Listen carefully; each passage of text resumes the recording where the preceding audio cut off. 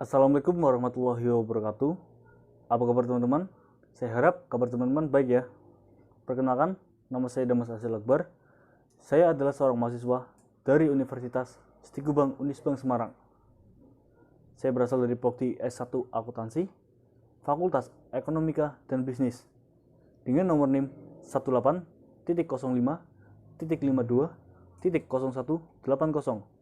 Saya berasal dari kelas F1 Akuntansi, mata kuliah pengauditan 2. Nah, adapun tujuan dari saya membuat video ini dalam rangka pemenuhan tugas tengah semester atau UTS untuk mata kuliah pengauditan 2 yang diampu oleh Bapak Arif Dwi Nugroho. Pada kesempatan kali ini, saya akan menjelaskan materi tentang pengujian substantif persediaan, observasi, perhitungan.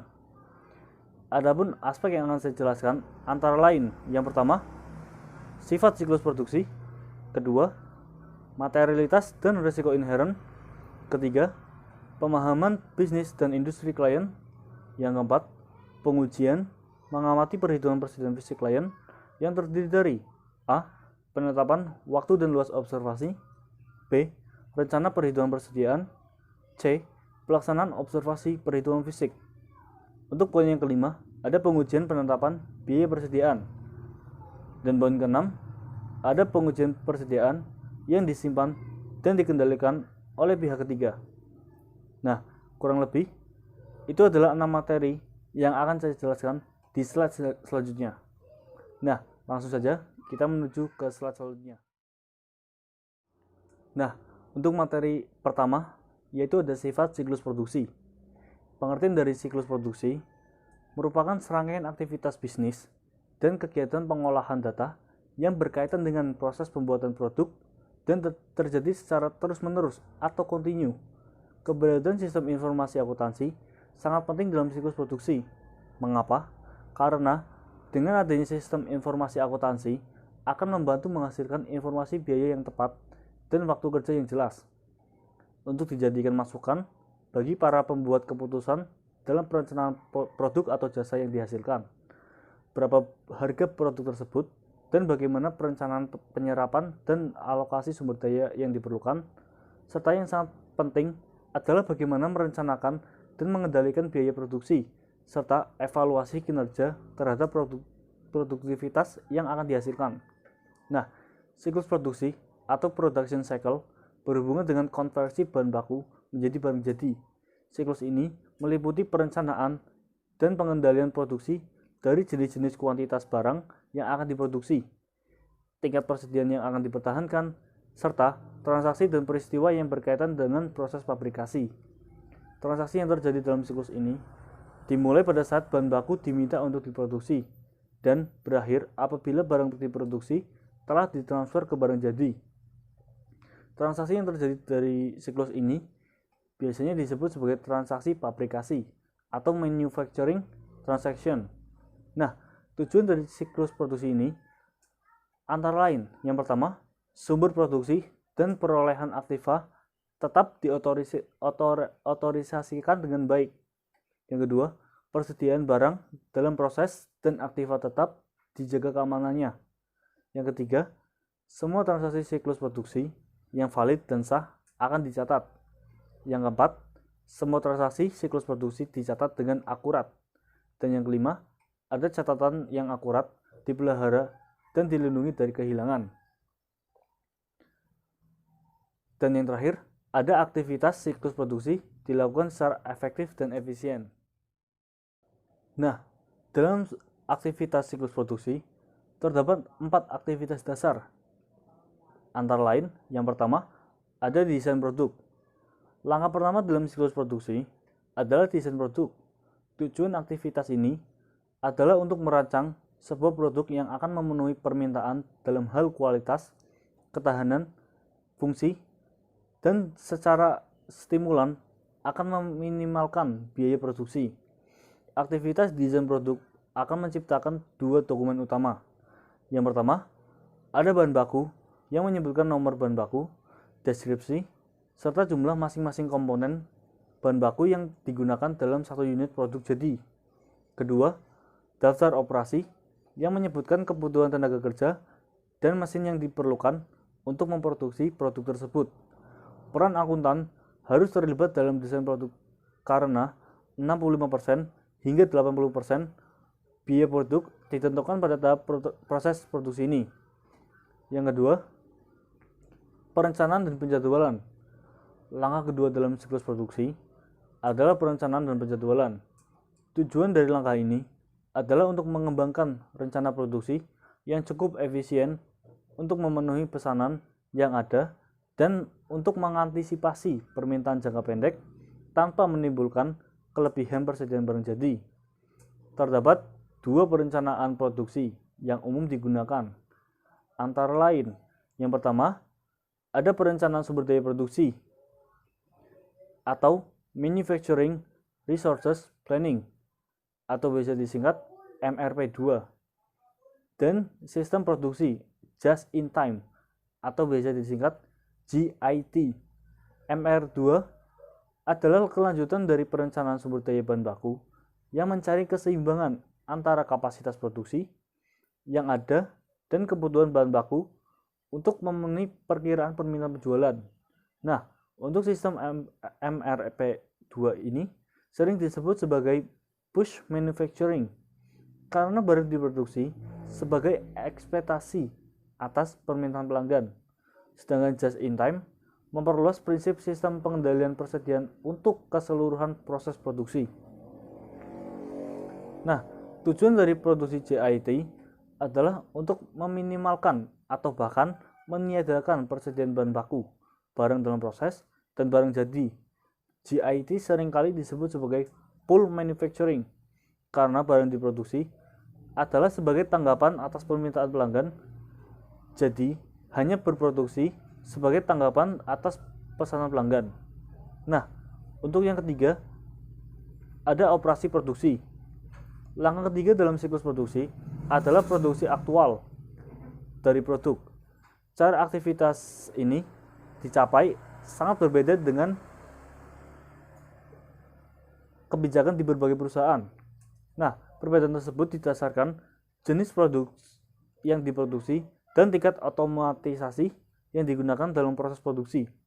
Penggunaan berbagai bentuk teknologi informasi dalam proses produksi seperti mesin yang dikendalikan oleh komputer atau bisa disebut sebagai Computer Aided Manufacturing atau CIM untuk mengurangi biaya produksi. Walau sifat proses produksi dan keluasan CIM dapat berbeda di berbagai perusahaan, namun setiap perusahaan membutuhkan data mengenai 4 segi berikut yaitu bahan baku yang digunakan, jam tenaga kerja yang digunakan, operasi mesin yang dilakukan, serta biaya overhead produksi lainnya yang terjadi. Nah, untuk langkah yang terakhir adalah akuntansi biaya. Nah, siklus produksi ini berkaitan dengan 3 siklus lain, antara lain yang pertama, siklus pengeluaran dalam pembelian bahan baku dan pembayaran biaya overhead. Maksud dari siklus ini yaitu informasi tentang bahan baku akan dikirim ke siklus pembelian dalam bentuk surat permintaan pembelian. Sebaliknya, siklus pembelian juga akan memberikan informasi tentang bahan baku yang telah dibeli serta pengeluaran lain yang termasuk ke dalam overhead pabrik. Yang kedua, siklus jasa personalia dalam pembayaran biaya tenaga kerja pabrik. Maksud dari siklus ini yaitu informasi tentang kebutuhan tenaga kerja dikirimkan ke sistem manajemen sumber daya manusia atau penggajian yang nantinya akan memberikan data tentang ketersediaannya tenaga kerja serta biayanya. Informasi tentang harga pokok produksi dikirim ke siklus buku besar dan pelaporan. Yang ketiga, siklus pendapatan dalam penjualan barang jadi. Maksudnya, siklus pendapatan ini adalah yang memberikan informasi tentang produk apa yang dipesan dan ramalan akan penjualan dalam bentuk kuantitas yang akan digunakan oleh bagian produksi untuk menyusun rencana produksi dan jumlah persediaan. Sebaliknya, siklus produksi akan memberikan informasi kepada siklus pendapatan tentang produk apa saja yang telah selesai dibuat dan jumlah produk yang tersedia untuk dijual. Nah, arus informasi yang masuk ke siklus produksi dari siklus lain, yaitu pertama, siklus pendapatan. Siklus pendapatan menyediakan informasi mengenai order customer dan perkiraan penjualan untuk digunakan dalam perencanaan produksi dan persediaan. Yang kedua, siklus pengeluaran menyediakan informasi untuk memperoleh bahan mentah dan mengontrol pengeluaran lain yang termasuk overhead pabrik. Dan yang ketiga, siklus penggajian akan menyediakan informasi tentang biaya karyawan dan ketersediaannya. Nah, arus informasi yang datang dari siklus pengeluaran antara lain, pertama, siklus pengeluaran menerima informasi tentang kebutuhan akan bahan mentah. Yang kedua, siklus pendapatan menerima informasi dari siklus produksi tentang barang jadi yang tersedia untuk dijual. Yang keempat, siklus penggajian menerima informasi tentang ketersediaannya tenaga kerja. Yang terakhir, buku besar dan sistem pelaporan akan menerima informasi tentang harga pokok produksi. Nah, yang selanjutnya ada materialitas dan resiko inherent. Dalam materialitas, alokasi materialitas ke akun yang dipengaruhi oleh transaksi dalam siklus ini akan bervariasi menurut pertimbangan. Nah, ada dua jenis pertimbangan, yaitu yang pertama, ada pertimbangan utama dan pertimbangan sekunder. Pertimbangan utama dalam mengevaluasi alokasi materialitas adalah penentuan besarnya salah saji yang akan mempengaruhi keputusan pemakai laporan keuangan yang berakal sehat. Sedangkan pertimbangan sekunder adalah hubungannya dengan biaya untuk mendeteksi kesalahan. Umumnya, audit atas persediaan termasuk mengamati keberadaan dan mengaudit ketepatan penilaian persediaan akan memerlukan banyak biaya. Akibatnya, auditor biasanya mengalokasikan suatu jumlah yang signifikan dari keseluruhan materialitas ke audit persediaan tanpa melebihi jumlah yang ia anggap akan mempengaruhi analisis pemakai laporan keuangan. Nah, yang kedua, ada resiko inherent. Resiko inherent dari terjadinya salah saji dalam laporan keuangan. Dalam laporan keuangan yang disebabkan oleh transaksi persediaan pada jaringan hotel atau distrik sekolah relatif rendah karena persediaan bukan merupakan bagian yang material dari proses inti entitas tersebut. Namun, untuk pabrikan, pedagang grosir, atau pedagang eceran, persediaan dapat dinilai sebagai atau mendekati maksimum karena alasan-alasan seperti ini. Yang pertama, volume transaksi pembelian, fabrikasi, dan penjualan yang mempengaruhi akun-akun itu biasanya tinggi, sehingga akan meningkatkan peluang terjadinya salah saji. Yang kedua, seringkali terjadi masalah yang diperdebatkan seputar identifikasi, pengukuran, serta alokasi biaya-biaya dapat dimasukkan ke dalam persediaan seperti bahan, tenaga kerja, serta overhead pabrik, tak langsung, biaya produk gabungan, dan disposisi varians biaya, akuntansi untuk bahan sisa dari proses produksi, serta masalah akuntansi biaya lainnya. Yang ketiga, sangat beragamnya jenis persediaan, kadang-kadang mengharuskan digunakannya prosedur khusus untuk menentukan kuantitas persediaan, seperti volume geometrik timbunan persediaan, fotografi dari udara, dan estimasi kuantitas oleh seorang pakar. Yang keempat, persediaan sering kali disimpan di berbagai lokasi, sehingga akan menambah kesulitan yang berhubungan dengan penyelenggaraan pengendalian fisik terhadap pencurian dan kerusakan, serta akuntansi yang tepat untuk barang dalam perjalanan di antara lokasi-lokasi tersebut. Yang kelima, sangat beragamnya jenis persediaan mungkin saja akan menimbulkan masalah khusus dalam menentukan kualitas dan nilai pasarnya. Dan yang keenam, persediaan sangat rentan terhadap pembusukan, keusangan, dan mempengaruhi permintaan, serta kemampuan menjual, dan dengan demikian akan mempengaruhi ketepatan penilaian terhadap persediaan itu sendiri. Dan yang terakhir, persediaan mungkin dijual dengan perjanjian return atau pembelian kembali. Nah, untuk materi yang kelima, ada pemahaman tentang bisnis dan industri klien. Sebuah pemahaman menyeluruh atas bisnis dan industri klien dan pengetahuan tentang operasional perusahaan sangat penting untuk dilakukan suatu audit yang memadai. Sifat dari bisnis dan industri klien akan mempengaruhi resiko bisnis klien itu sendiri dan resiko salah saji material dalam laporan keuangan. Auditor menggunakan pengetahuan dari resiko ini untuk menentukan luasan tepat dari bukti audit. Seorang auditor juga harus mengetahui resiko bisnis klien. Maksud dari resiko bisnis klien adalah resiko di mana klien akan gagal dalam mencapai tujuannya. Nah, resiko bisnis klien bisa timbul dari banyak faktor yang mempengaruhi klien dan lingkungannya. Perhatian utama auditor adalah resiko dari salah saji material dalam laporan keuangan yang disebabkan oleh resiko bisnis klien. Auditor yang mempertimbangkan kontrol manajemen yang bisa mempengaruhi resiko bisnis seperti praktek penilaian resiko efektif dan pemerintahan perusahaan. Nah, perlu dipahami, terdapat dua jenis terminologi resiko yang dapat dipakai dalam audit.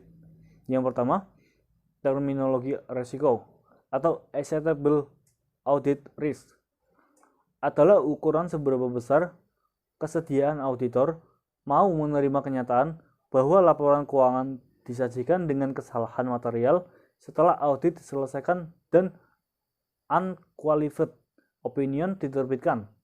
Jika auditor memutuskan acceptable audit risk rendah, berarti auditor ingin memastikan bahwa laporan keuangan tidak terdapat material mismatch. Resiko 0% berarti terdapat kepastian, sedangkan resiko 100% justru terdapat ketidakpastian. Nah, untuk yang kedua, ada inherent risk atau resiko bawaan. Resiko bawaan adalah ukuran besarnya resiko berdasarkan penilaian auditor akan adanya kemungkinan bahwa laporan keuangan salah saji sebelum mempertimbangkan keefektifan internal control. Contoh, jika auditor menyimpulkan bahwa terdapat kemungkinan besar terjadi material mismatch pada rekening piutang dagang terkait dengan perubahan kondisi ekonomi, maka auditor menyimpulkan inherent risk untuk akun receivable adalah tinggi.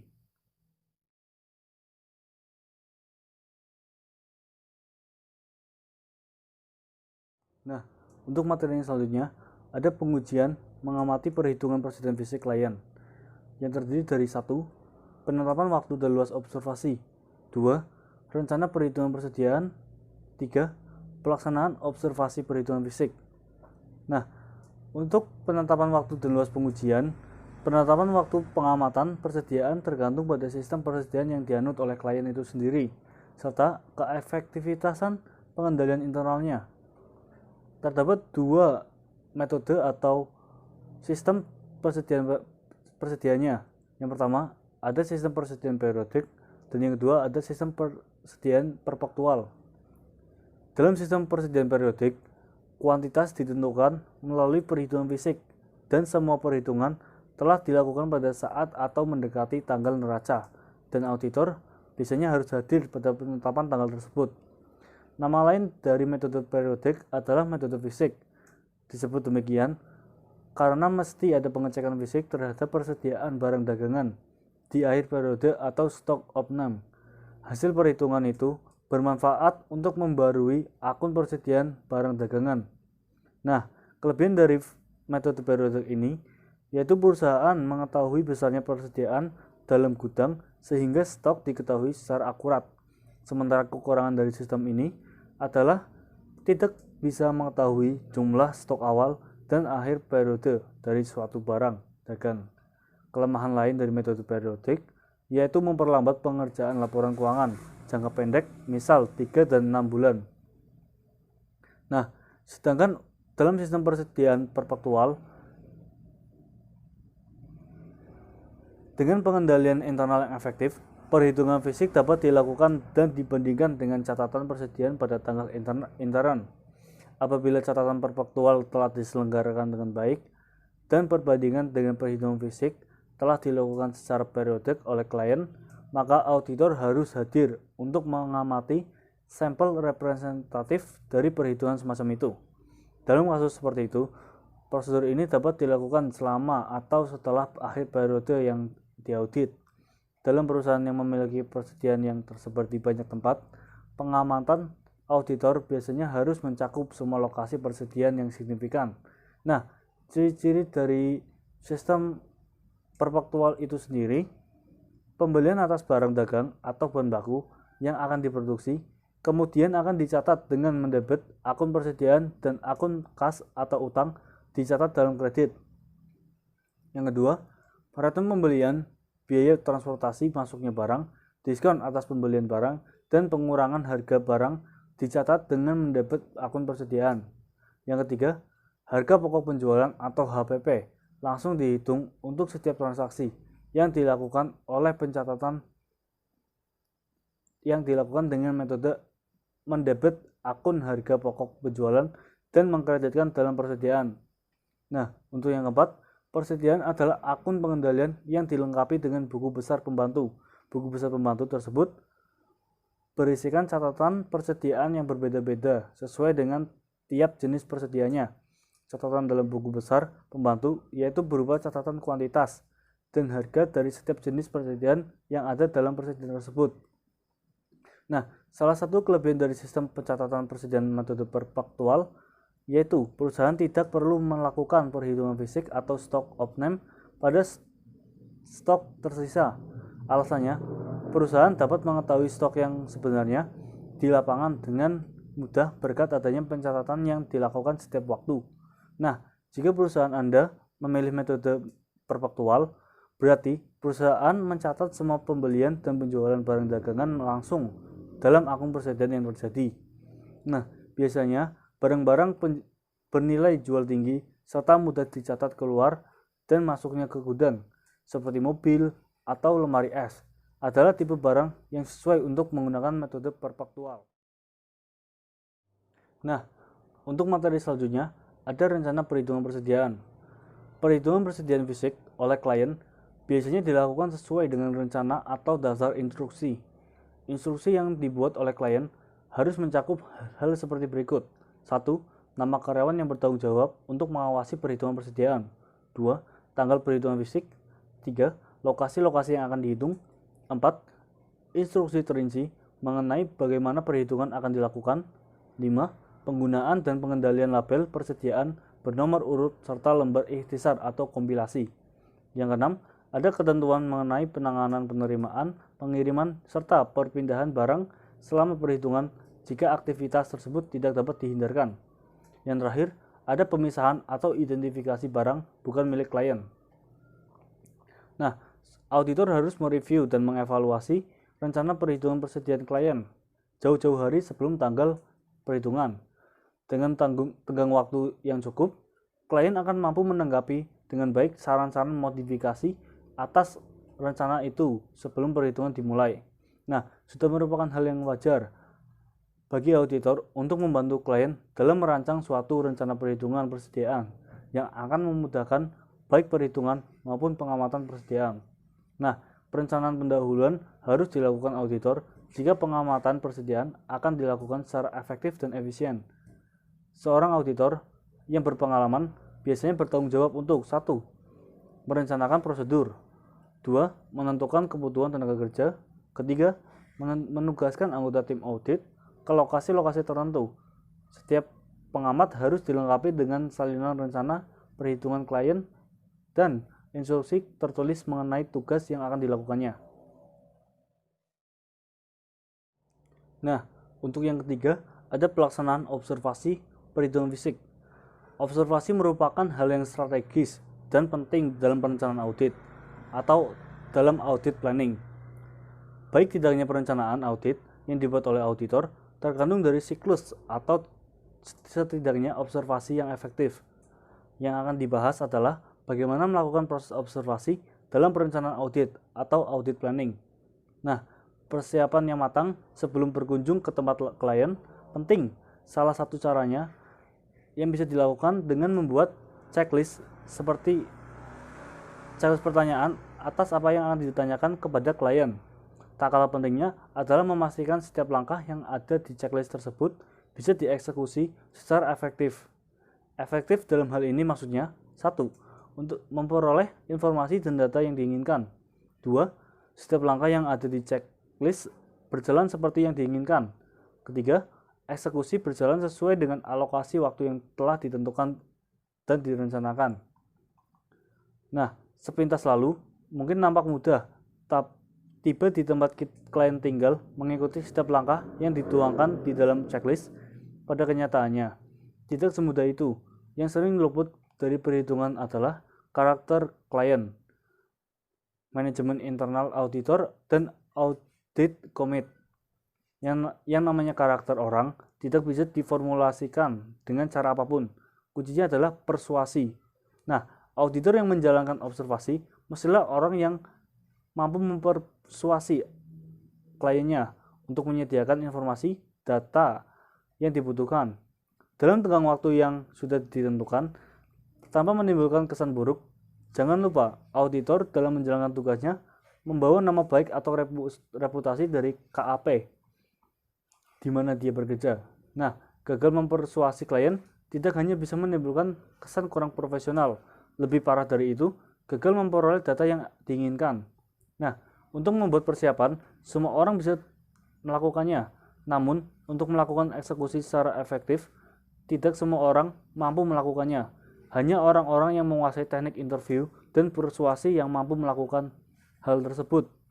Itu salah satu aspek yang membedakan antara auditor yang handal dan tidak handal, antara auditor pemula dan yang berpengalaman. Nah, dalam mengamati perhitungan persediaan tersebut, auditor harus 1. Meneliti kecermatan para karyawannya. 2. Memastikan semua barang dagang telah memiliki label yang sesuai. 3.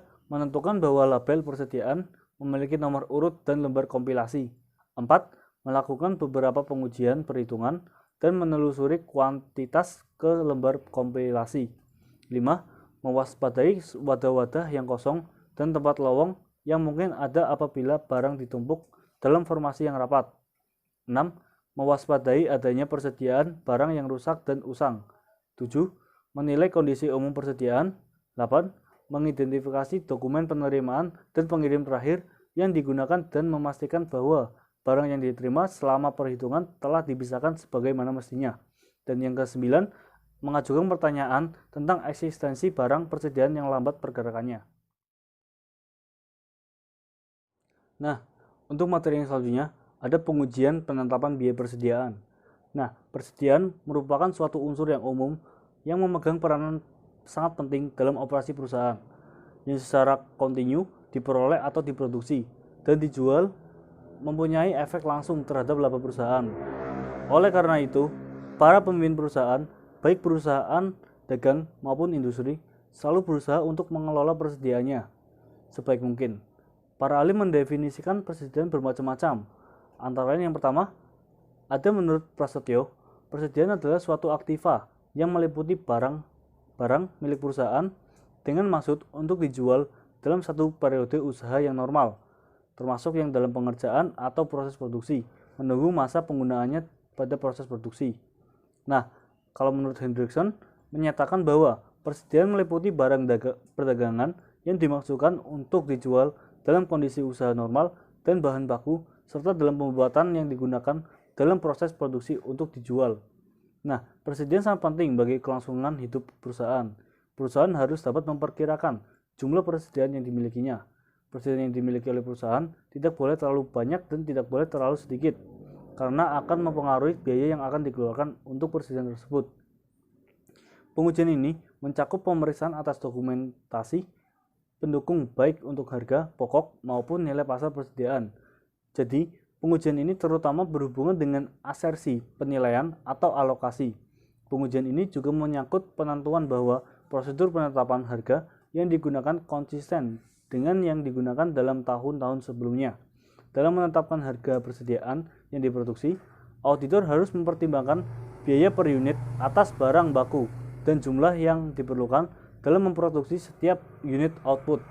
Nah, auditor juga harus memeriksa faktur vendor atas berkas utama persediaan perpaktual, lalu memeriksa spesifikasi rancangan memeriksa produk yang selesai dibuat, atau menemukan produk sejenis untuk menentukan jumlah unit yang diperlukan untuk membuat suatu unit produk.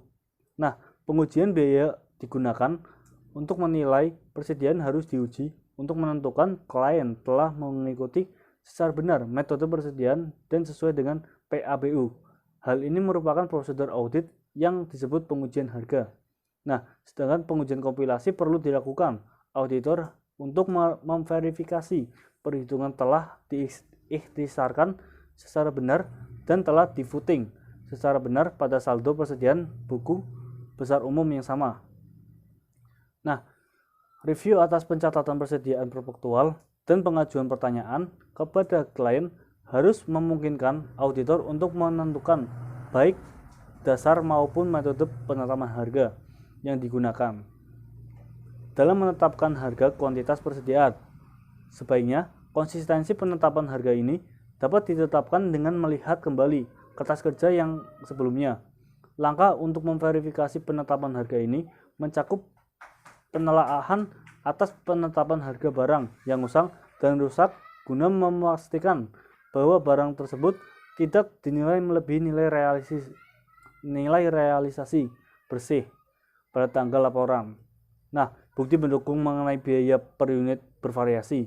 Menurut sifat persediaan, bagi barang-barang yang dibeli untuk dijual kembali, digunakan atau dikonsumsi, atau persediaan barang dagang, bahan baku, dan perlengkapan, harga pokok harus di-vouching ke faktur penjualan representatif.